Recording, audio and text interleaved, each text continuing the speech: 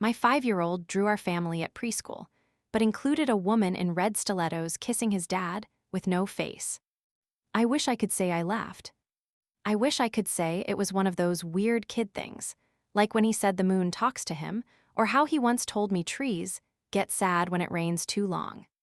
But this wasn't a fantasy. This was a direct hit. I stared at the crayon drawing, my throat dry. There was me, brown bob, pink dress, smiling next to our son. There was Ethan, my husband, with his tall stick legs, suit, and coffee mug, totally normal. But next to him, a curvy woman, long black hair, red heels, and big red lips, kissing his cheek. No face, just lips. And above her, in my son's handwriting, Daddy's secret friend. That night, I asked my son casually, "Hey buddy, who's Daddy's secret friend?" He shrugged, totally unfazed. "The one from his office. She gives me gum, but Daddy says not to tell." I blinked.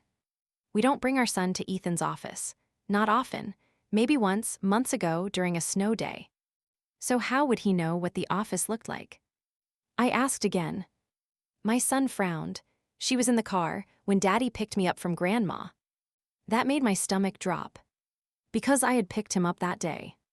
Or at least, Ethan told me he was stuck at work, that his car had issues, that I'd need to drive out and grab him after all. I did. And now my son was telling me he'd been picked up by Ethan and another woman. In red heels. With no face. I waited for Ethan to get home that night. He was late, again. No apology, just a long sigh and "Sorry, babe, Taylor's launch is killing us." I poured wine, let him unwind, then I slid the drawing across the counter. He blinked. "What's this?" "You tell me." He gave a short laugh. "What is this, a Rorschach test?" "Ethan." "What?" "You brought a woman to pick up our son." "Jesus, M, it's a crayon sketch. What do you think this is, evidence?" "Yes." He stood there, silent, wine untouched. Finally, he must have seen someone at the office once. Maybe Taylor. She wears heels. I swear it's nothing. I stared. He'd never mentioned a Taylor before. And I work in ad tech. I know how launches go. The late nights, the fake pressure, the micro dramas that get turned into bonding rituals and hotel receipts. But this felt off, too orchestrated. He had an answer too fast. So I played dumb. Kissed him goodnight. And waited for the truth to show up in his location history.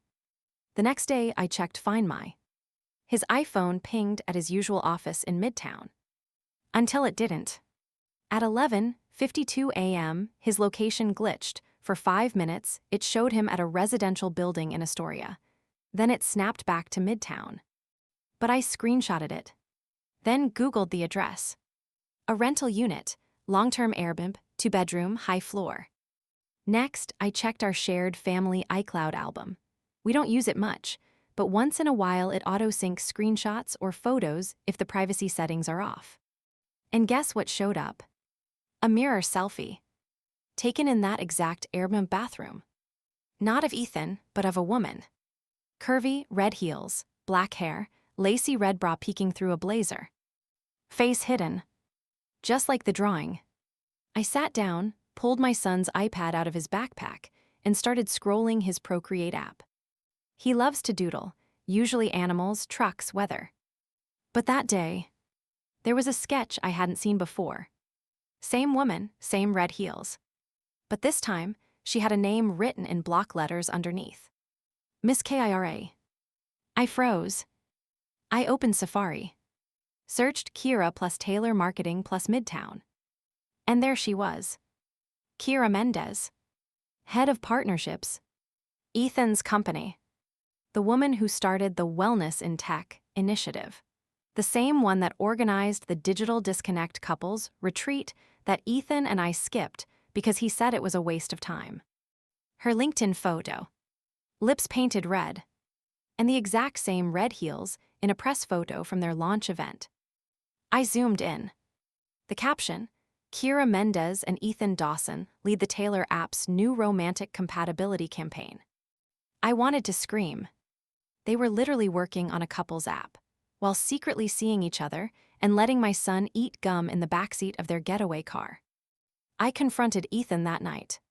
Didn't give him time to prep a lie. Just walked into the living room and asked, "How long have you been sleeping with Kira?" He choked on his beer. "Excuse me." Our son drew her. "You synced a selfie from her bathroom. You lied about your location. So, how long?" Silence. Then the fake laugh. "This is, Jesus, Emily, this is crazy." I said nothing. Just handed him the iPad. Opened the drawing. Daddy's secret friend. His face dropped. He didn't deny it this time. He just asked, "Where did you find the bathroom selfie?" Which meant he knew which one. Which meant he was guilty. And then his phone buzzed. On the screen, shared location request, KIRA wants to see your ETA. I took the phone and walked out the front door. I didn't know where I was going. But I knew what I was about to do. Follow the glitch. I drove straight to Astoria. No plan, no backup, just rage and a screenshot. The building was exactly what you'd expect, sleek, too clean, pale brick pretending to be luxury. I stood on the opposite corner, staring up at the 6th floor. One window was slightly open. White curtains, a faint glow behind them. I called the number from the building's leasing site. "Hi, I'm supposed to pick up a delivery for Kira Mendez. She's in Unit 6D, right?" Silence, then, "Are you on her list?" "No, but she said I could call the front desk and..." Yeah, come in." Bingo. I rode the elevator up with my heart hammering in my ears. I wasn't nervous. I was vibrating. I'd never done anything like this before. But then again, I'd never been drawn into my own son's prophecy of betrayal either. When I knocked, I didn't expect her to answer so fast. But she did. Red lipstick, no shoes, a silk robe that probably cost more than my monthly groceries. She blinked, "Can I help you?" I smiled, "Oh, definitely." She tilted her head. Then, without even thinking, I held up the iPad, flipped to the drawing and asked, "Is this you?" Her face paled. "You need to leave," she said, already trying to close the door. But I caught it. "You've been giving my son gum? You kissed my husband. You borrowed his phone long enough to sync your bathroom selfie to our family album. And your shared location glitched just enough to land you here. So maybe you need to leave." Her hand dropped from the door. She stared at me, mouth barely moving. "He told me you guys were separated," she whispered. "Classic. He said you were staying together for your kid, but you slept in different rooms. Did he also say we weren't intimate, that I didn't understand him anymore, that he hated how corporate the marriage felt?" Her face froze. Bingo again.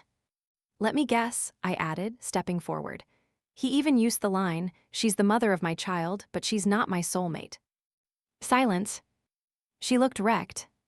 But I didn't feel sorry, not yet. Not when she whispered, "Wait, if you're here, where's Ethan?" That's when it hit me. She wasn't expecting anyone tonight. Because Ethan hadn't just lied to me. He was lying to both of us. And that meant he wasn't with me. He wasn't with her. So who was he with? And why had his location just glitched again? I opened Find My on my phone. Sure enough, his dot flickered for a second. Downtown Brooklyn. Then gone. Reappeared 3 minutes later, in Queens. Different pin, not her apartment, not our house. My stomach twisted. I turned back to her. "He's got another place." She shook her head. "No," he said. "I don't care what he said. He's playing both of us, maybe more." I showed her the screen. We watched the dot settle. A residential address. A single-family home. A third location. I got in the car. I didn't ask if she wanted to come. But when I pulled out of the parking spot, she was already climbing into the passenger seat. Kira looked smaller now, less polished. She stared out the window like she was waking up from something. "I thought we were exclusive," she said, voice low. "I even bought a toothbrush for his drawer." I barked out a laugh. "Girl, I married the toothbrush." We parked down the block from the new address. No lights in the windows, but a black SUV in the driveway. Same license plate, Ethan. I stepped out into the night air, which felt sticky with something I couldn't name. And then Kira hissed, "Emily." She pointed to the window. Inside, silhouetted against the hallway light, was a woman. Holding a baby. Ethan walked into the frame. Took the baby. Kissed her forehead. And said something that made the woman laugh. Kira let out a sound like she'd been kicked in the stomach. I pulled out my phone.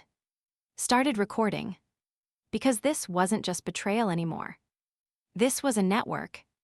And I was about to bring it crashing down. We waited until he left the house, carrying a backpack and his phone in his hand. Probably planning to drive back to me like nothing happened. But I was already in the driveway. Standing there, iPad in one hand, phone in the other, Kira at my side. He froze. Dropped the keys. Then said the worst possible thing. How did you find her? Not how did you find me? Not what are you doing here? But her. Because the baby was real. And Kira was the wrong, secret woman. I stepped forward. Start talking, Ethan.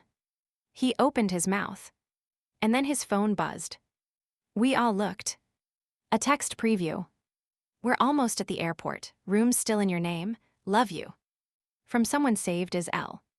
A third woman. Or fourth. I stared at him, cold rising through me like ice water. How many? He said nothing. But the look on his face told me we weren't even close to the final count. I didn't scream. I didn't throw anything. I just looked Ethan dead in the eye and said, you have 3 seconds to tell me who L is before I call the cops and say you abducted our child. He flinched. Kira gasped beside me, wait, abducted. I didn't break eye contact. 1. Emily, please. 2. She's a coworker, just a coworker. Nothing serious, I swear. You saved her, as L with a sparkle emoji. Okay, she's someone I dated before you and I split. I mean before we got serious. It was complicated. Ethan, we've been together 8 years, married for 5, there was no before. That was when the front door opened again. And the woman with the baby stepped outside. Barefoot, confused, holding the child like a shield. Her eyes scanned the scene. The strange woman beside her boyfriend's car, the iPad in my hand, the phone recording, Ethan frozen in the driveway. She said flatly, what is this? Kira muttered, oh my God. And I whispered, the finale. The woman walked down the steps. Calm, slow, like she was walking toward a cliff. Ethan, what's going on? He ran a hand through his hair. Ali, just go back inside. No. She turned to me, you're his wife. Yes. She looked at Kira, and you're. Apparently just another idiot, Kira said. Ali blinked. Then held the baby tighter. So who's the father?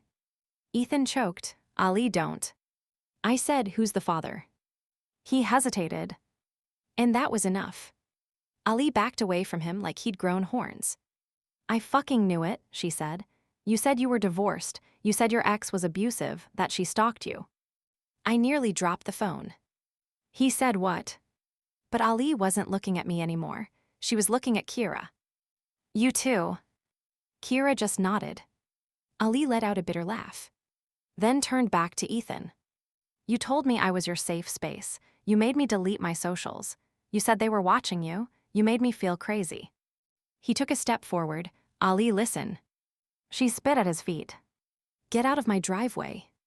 I didn't wait to see what he did. I turned to Kira and said, you coming? She hesitated. Where? To find L. Because this wasn't over. This wasn't just a love triangle or a messy affair. This was organized manipulation, systematic, scripted. Same phrases. Same tactics. Same escape routes. I wasn't walking away until I'd exposed every lie. Kira pulled up the contact card for L. Nothing on Ethan's phone but a number and a photo, a black screen. No face, no clue.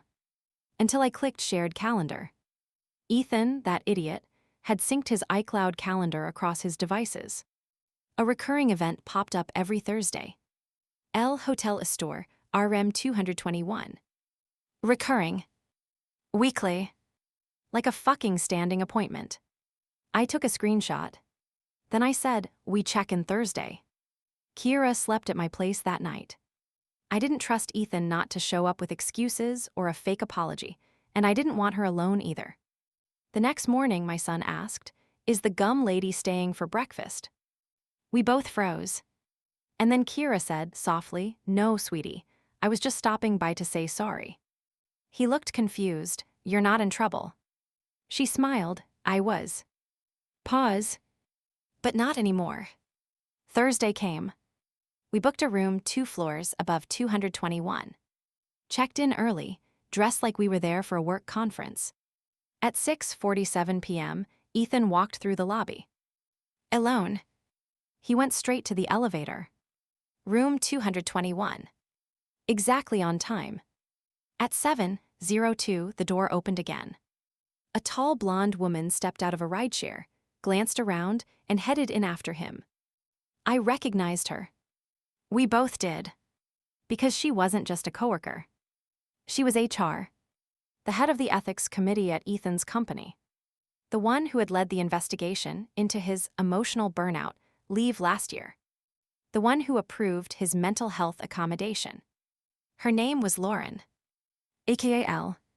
Kira's hands were shaking. Holy shit. I grabbed her arm. Come on. We took the back stairwell.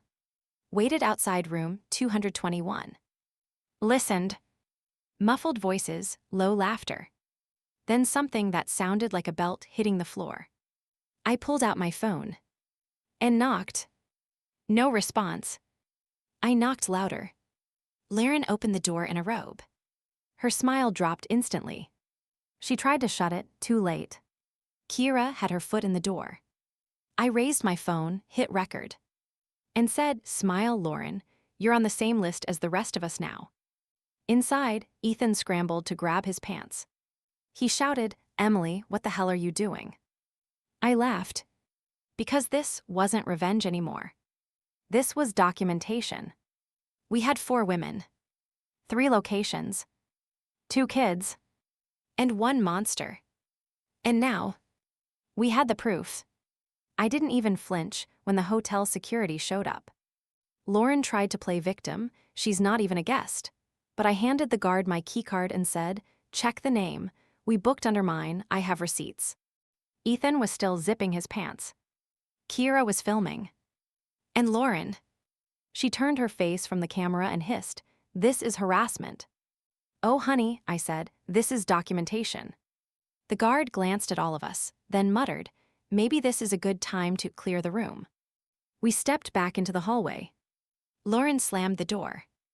But the video, already in the cloud, already sent to myself, to Kira, to Ali, to my lawyer. And for good measure. To HR. Not Lauren. The real HR.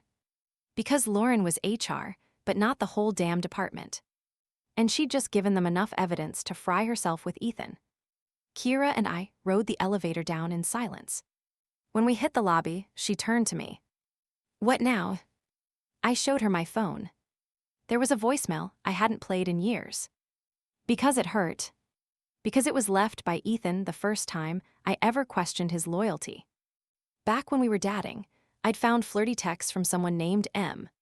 He said it was just a client, said he was just being nice. I didn't believe him. So he left me a sobbing voicemail saying I was paranoid, insecure, ruining everything. He gaslit me so hard I cried for doubting him. I almost deleted it 100 times. But I kept it. And now, I pressed play. The message filled the air like smoke. "You need help, Emily. You twist things. You always think people are out to hurt you when they're trying to love you." Kira's eyes widened. "Wait, that's the same thing he told me." "Exactly." We sat in the car for a moment, the words echoing, looping. Then I said, "Let's burn it down." The plan came together fast. Ali still hadn't responded to my messages. But she'd seen the videos. We could see she watched them. Still no reply. Until 1:03 a.m., the night after the hotel. A text short and direct. "You free tomorrow, let's talk." Ali met us at a diner. No makeup, no pretense. She looked like she hadn't slept, but she was focused. She slid a folder across the table. Inside, copies of Ethan's emails, some printed, some handwritten notes. Times, dates, details. I thought I was going crazy, she said. He was always rebuilding trust with me, but I never broke it. Kira added her own folder. Photos, screenshots, voicemails. We put it all together. 3 women, 1 liar. But then Ali dropped something bigger. There's one more. What? Her name, Hannah. She emailed me after she found my baby registry. My blood went cold. Ali pulled up the message on her phone. Hannah had been engaged to Ethan 5 years ago. Before me, before any of us. He'd ghosted her 2 weeks before their wedding. No explanation. Just vanished. She found out months later that he'd moved in with a woman on the other side of the country. A woman who later filed a restraining order. Ethan had sealed it legally and told everyone it was mutual. But Hannah, she still had the original police report. And she was ready to talk. By the next morning, we had a plan. Not for revenge. For exposure. Ali booked a table at the Digital Disconnect Company brunch, a big PR stunt Ethan helped organize, supposedly about rebuilding trust in the tech world. He'd be giving a keynote speech about transparency in relationships. No, I'm not kidding. Kira and I got passes as +1s of real employees. Ali brought the baby. And Hannah. She came in a red dress. The same shade as the lipstick in my son's drawing. Ethan saw us halfway through his speech. He stuttered. Froze. I could see the calculation behind his eyes. Who do I acknowledge? What do I say? He tried to keep going. But Hannah raised her hand. Loudly. Ethan, would you say it's transparent to ghost a fiancé and change your name on Facebook the next week? People gasped. He stammered. The host tried to step in too late. Ali stood, holding the baby. Is it transparency if your coworkers don't know you've got a child you've never claimed on insurance? Kira added, or if you're sleeping with the HR rep responsible for your ethical review. Then I stood, held up my phone, and said, smile for Instagram Live. I went live. In seconds, people were flooding the chat.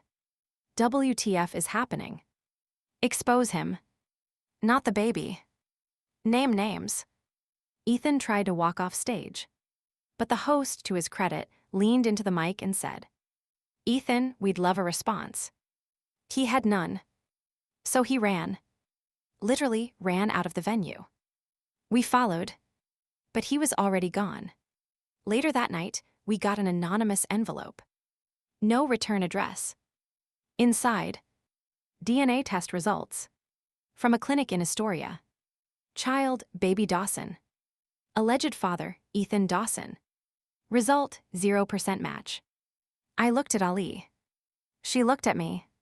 But neither of us spoke. Because the baby wasn't his. And suddenly, that made it worse. Ali stared at the DNA report like it was radioactive. That's not possible, she whispered. I wasn't with anyone else. Kira said nothing. I felt something heavy settle in my chest.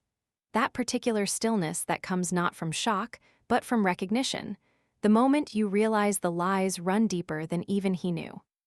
Because if Ethan wasn't the father, but thought he was, then the entire relationship with Ali, his controlling, manipulative presence, wasn't about love or even guilt. It was about ownership. He didn't want a child. He wanted control. Ali sat down slowly. I've been keeping this kid away from my own family because he convinced me they were toxic. He said I had to isolate for the baby's safety. I bit my tongue. Because it sounded familiar. Back in 2020, when I was postpartum and struggling with depression, Ethan insisted my mom was undermining me, that my sister was competitive, that I needed to build boundaries. It all made sense now. He didn't want connection. He wanted disconnection.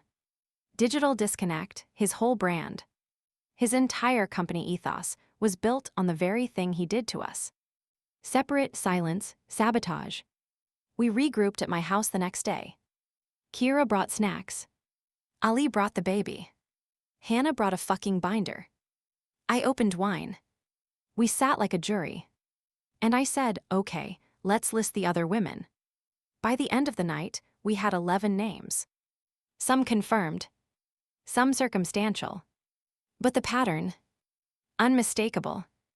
Every one of them had a tech-adjacent job, some form of isolation or estrangement from friends' family, a shared folder in the cloud with Ethan, and a story about being watched, warned, or rewritten. One woman said he told her he had cancer. Another claimed he'd faked a panic attack to avoid meeting her friends. Another had receipts from a therapist he'd never actually seen. She found out after calling the clinic when he missed his appointments. He was running a social con game, using emotional leverage, tech manipulation, and sheer charisma to split, conquer, and discard. Until he got caught by a damn iPad drawing. But here's the thing. That wasn't the end. It should have been. The live video had gone viral, hundreds of thousands of views, reposted, stitched, dissected on TikTok and Instagram. Ethan deleted all his socials. Lauren got placed on administrative leave. And we thought we'd won. Until the burner phone buzzed. Remember that? The backup device I found in his car's trunk. I'd turned it off. Forgot about it. But the moment it powered back on, it lit up like a damn slot machine. New messages flooded in. Some were from contacts labeled only with symbols, like Nazar Amulet or Sparkles. Others were full names I didn't recognize. But one thread stood out. Because it was still active. From someone named Tessie. Last message, I saw what they posted. Tell me it's not real. I froze. Tessie wasn't one of our 11. She was someone new. Still hooked. Still in. Still unaware. I texted her back, "Who is this?" She replied in under 10 seconds, "You're not Ethan. Who the fuck is this?" I called. No answer. Then a FaceTime. My heart was pounding. And when she picked up, my blood froze. Because the face on the screen was someone I knew. Her name was Teresa Monroe. She had worked at my company, briefly, 2 years ago. She left after 6 weeks. HR said it was personal reasons. But now I saw her. Same green eyes. Same crooked smile. Holding a mug I recognized because it was from my kitchen. "Emily," she whispered, "is this a joke?" I couldn't speak. Because I realized something even more disturbing. The photo my son had drawn, the first clue, the one with the woman in red kissing Ethan. It was Kira. It wasn't Lauren. It wasn't even Ali. It was Teresa. Because that particular shade of red, that exact curve of her chin, was etched into my brain from the day she was in my house. 2 years ago. The day I came home early from a conference, and Ethan said she was just dropping off files. But now, I remembered. She was barefoot and humming. And when she left, my bathroom smelled like her perfume. Teresa was crying. "I thought he left you. I didn't know you were still together." I didn't correct her. Not yet. Because something else was dawning on me. She lived just 6 blocks away. She'd been near us for years. She even had a dog that looked exactly like the one in my kid's other sketch, the one I thought was random. It was. He'd seen her. On walks. Maybe more. I said, "Teresa, I need to ask you something." She nodded. Still crying. Still confused. I asked, "Did Ethan ever mention a project?" She blinked. "Yeah, he said we were all part of his alignment theory, some spiritual system, a karmic loop." I went cold. Because that was exactly what he used to say when explaining his dating history to me. Everyone's part of the same wheel. We all meet when we're meant to. It was his excuse. For everything. Missed dates. Forgotten anniversaries. Random women texting late at night. It's not cheating, babe, it's synchronicity. But this wasn't spiritual. It was structured. Designed. A fucking web. And Ethan was the spider at the center. I hung up the call. Kira looked at me. Ali asked who was that. And I said, he didn't just lie. Pause. He believed it. Because Ethan hadn't just built a house of cards. He built a religion. And we were all his disciples. The more we uncovered, the less human Ethan seemed. It was like peeling back layers of a digital onion. Beneath each skin was another lie, another woman, another version of him carefully crafted to match whoever he needed to be. And somehow, each version believed itself. We set up what we called the portal. A shared drive. Password protected, updated nightly. Each woman added what she had: emails, texts, voice memos, screenshots of Venmo payments, saved voicemails, Uber receipts, even photos of notes he left on fridges. We started connecting dates, cross-referencing locations. It felt like a murder board without a murder, just a wake of emotional casualties across 4 states. And always the same pattern. He mirrored their trauma. He isolated them for their safety. He promised transformation. He disappeared or detonated everything. Over and over again. Until now. The final thread came from Teresa. She messaged us late one night. There's something I need to show you. I didn't think it mattered, but now I think he was preparing for something. Attached was a photo of Ethan's journal. He'd left it in her apartment once after a trip. She flipped through it, thought it was nonsense at the time. But now, it read like a manifesto. A cult leader's diary. Words like soul loop, twin bond severance, ritualized leaving, and emotional recalibration. In one passage, he wrote, "When the loop collapses, it must be witnessed. Pain becomes proof. The karmic reset requires total erasure." Another passage, dated 3 weeks before the live video meltdown. "If she ever finds the drawing, the truth will fracture. I must prepare the envelope. Let karma devour itself." Ali looked up from her phone, pale. "What envelope?" Kira stared at me. I already knew. It was still sealed. In my nightstand drawer. The one Ethan told me never to open. He said it was too painful. He said it was from his estranged father. I'd believed him. Until now. We opened it at 3:12 a.m. Inside. 2 things. A typed letter titled, "To the one who ends the pattern." A second DNA test. This time, not from Ali. This one had my son's name on it. And under alleged father. Ethan Dawson. Result, 0% match. I couldn't move. Couldn't breathe. Kira reached for the paper. Ali covered her mouth. Because the implications weren't just personal. They were foundational. The child Ethan had raised for 5 years, the one he read stories to, made pancakes for, tucked in nightly, wasn't his. And he'd known. For years. He lied to me. But worse. He played along. While building an entire false empire of karma and twin flames around a child that was never his. To maintain control. To keep me close. To make me feel forever indebted. And he never said a word. Because it made him look noble. Because it made me feel guilty. Because the more secrets he held over me, the longer I'd stay. I stood. Paced. Kira said, "Emily, we don't know what this means." But I did. I remembered the early days. The panic when I told him I was pregnant. The distant look. The week he left without warning and came back, renewed. That was when he ran the test. That was when he knew. And that was when he made the decision. To become the hero. Not for love. But for leverage. Ali finally said, "We need to finish this." We all nodded. Teresa agreed to meet in person. Kira booked a conference room under her company's name. We brought everyone. 12 women. 1 table. 1 whiteboard.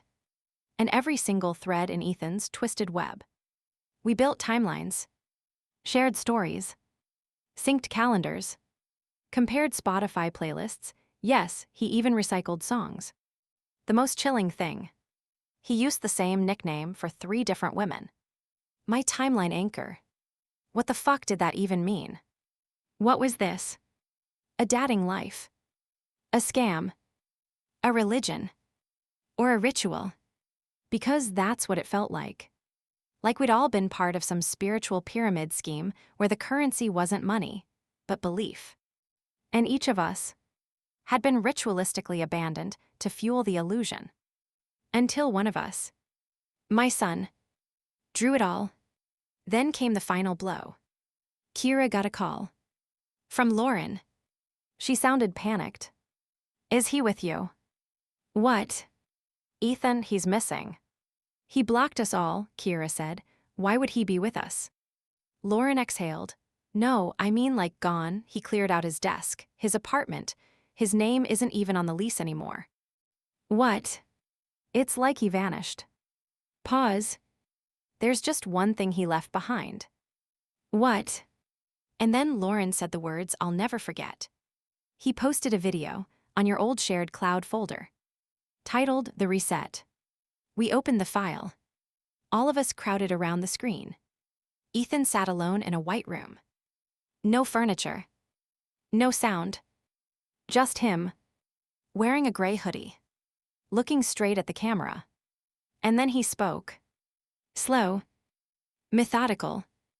Like a sermon. To the ones I tethered. To the hearts I borrowed.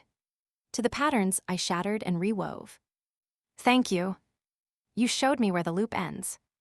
And then, he smiled and whispered, but you never found her. The screen went black, and a new message appeared. Access granted, Tessie. We stared, frozen, because Tessie wasn't the end. She wasn't the beginning either. She was something else. And wherever she was still in it. Her name was Tessie. That was the first thing we found when we traced the cloud metadata from the video. The file had been renamed, but not before being synced under its original title. Reunion Dahlia Final Mauve. We froze. Dahlia. A name none of us had seen before. Not in the burner phone. Not in the shared drives.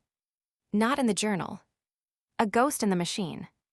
I said out loud, who the hell is Dahlia? And then Kira, pale as ash, whispered, oh my God. She opened her Instagram. Scrolled. Tapped an old story highlight labeled Palo Alto /2018. There was a photo, 3 people sitting by a fire pit. Kira. Ethan. And a girl with wild black curls, a septum ring, and eyes that pulled at you like a riptide. Her tagged handle. @DollyAidstrucks. Account deleted. Caption, twin flames don't burn out, they explode. We pieced it together from Kira's DMs. Back in 2018, Dahlia was a UX researcher Ethan met at a meditation retreat in Big Sur. She lived off-grid, no family, no social ties. She was his prototype, the one who gave him the language of alignment, soul contracts, emotional entropy. The reason his entire philosophy sounded like it was scraped from an astrology subreddit run by a cult. She was the loop. The original. And according to Ethan's archived Evernote journal, she had vanished in late 2019. Entry from deck 3rd. Dahlia ascended before I could tether her. But the pattern must close. I'll build the echo until one breaks through. He wasn't dating. He was recreating her. All of us, me, Kira, Ali, Lauren, Teresa, we were versions. Simulations, rituals of grief, acts of replication. He was searching for the same essence again and again, and destroying it each time when it failed to measure up. We found the final address through the Apple ID on the burner phone. It pinged last near Joshua Tree. A tiny Airbnb listed under the name Cactus Loop Retreat. Ali, Kira, and I drove through the desert in silence. The sky was the color of bruised peaches. Everything smelled like dust and warning. When we arrived, the house was empty. But on the table sat a Polaroid of Ethan and Dahlia, holding hands, smiling. Date stamped last week. Kira said, that's impossible. But I knew the truth before she even finished the sentence. Ethan hadn't vanished. He'd returned. He had never been running from us. He was running toward her. The DNA tests, the spiritual babble, the web of lies, the reset video. It was all to burn the life he'd built. To clear the field. To start over. Because in his mind, we were the mistakes. And Dahlia was the plan. But even now, I don't think he knew who she truly was. Because on the back of the Polaroid, in Dahlia's handwriting, was one line. I only pretended to vanish. We never found him. We reported the video, alerted authorities, turned over the files.